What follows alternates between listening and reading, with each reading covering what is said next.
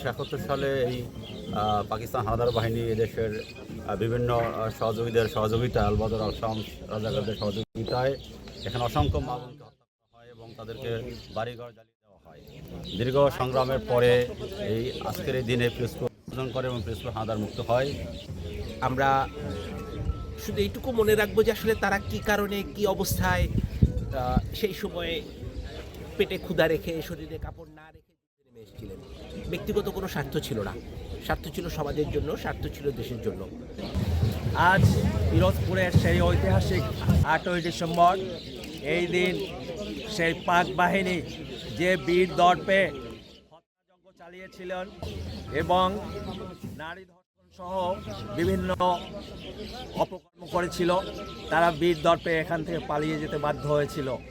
আজকের এই পিরোজপুর মুক্তি দিবসে তাদের সম্মানের সাথে স্মরণ করতে চাই। অনেকে পৃথিবী থেকে বিদায় নিয়ে চলে গেছেন, অনেকে মুক্তিযুদ্ধে শহীদ হয়েছেন।